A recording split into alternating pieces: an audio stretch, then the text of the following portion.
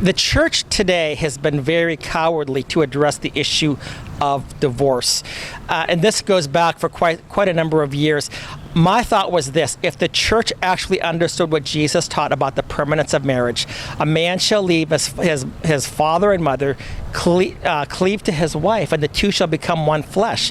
What God has joined together, let no man, let no state, let no judge, let no attorney, let no minister tear apart. Now, there are reasons for divorce, as we know. There can be reasons, or for separation. There are biblical reasons, but this no-fault divorce, it's one of the most hideously evil thing. I've thought, if the Catholic Church, I'm not Catholic, but the Catholic Church believes in the indissolubility of marriage, the Catholic Church should be rising up in arms against this, because the state is telling the Catholic Church, your religion means nothing. The state is telling the Orthodox Church, your religion means nothing. Protestants, and I've been very disappointed with the Protestant church because we have compromised so much on this issue. But if the pastors, if the people within the congregations got up and started to say, this is a huge religious liberty issue, you are violating, as you said, our God-given duties, our God-given rights. Who are you as the state? Who is Caesar to tell us that we should render to Caesar things which are God's? Correct. And that if we could motivate the churches and the people within the churches to actually get together and do something, we could get this overturned, because we should be kicking out politicians that are not living up to their obligations. We should be going into these courts, exposing them. And, I know you're going to be in court on Wednesday. I know Judge Roach and his wife, they both claim to be Christians.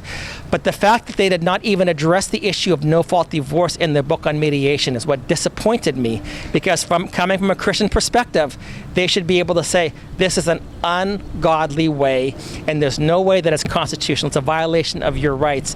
But instead, they try to say, well, we're going to help make things easier. Even when only one person wants a divorce, if a person wants to leave, he or she can leave, but they don't get to plunder the marital asset.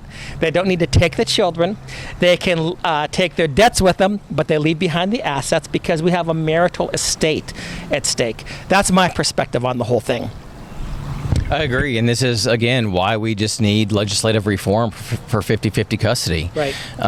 And even the repeal of no-fault divorce. Correct. And obviously that's a big uphill battle, but there's one thing that we can trust, and that is God is sovereign over all things. As Brooks said earlier, he's been stripped of everything. I've been stripped of everything. You know, I've been kicked off my property, business shut down, having to live at my mom's house as a 43-year-old combat veteran, former police officer, done nothing but serve my nation. Yeah. And this is how I'm treated, and my children taken away, which is the most important and worst thing. Right. And so this is why we need legislative reform, but we can trust God to be in control. Right. And I think we need to start trusting God to actually put the warrior spirit in men. Yes. To fight for these issues. Yes. We are not just complacent. We cannot just say we're trusting in God. As a combat veteran, you know that if you were in combat, you would not just be in the foxhole saying, I'm trusting God to protect me, and I'm trusting God to strike down the enemy.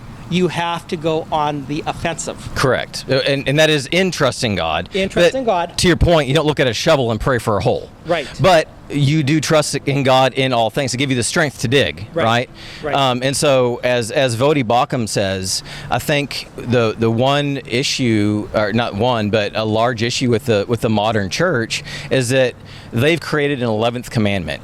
Thou shalt be nice. And so when you Church of nice. Yes, when you say something that might be offensive to people, that's actually worse than the issue that you're fighting for. Right. And so when you talk about these things like transitioning children and butchering children's genitals, the church is actually more upset that they don't think that you're being kind than they are upset at the fact that kids are being butchered.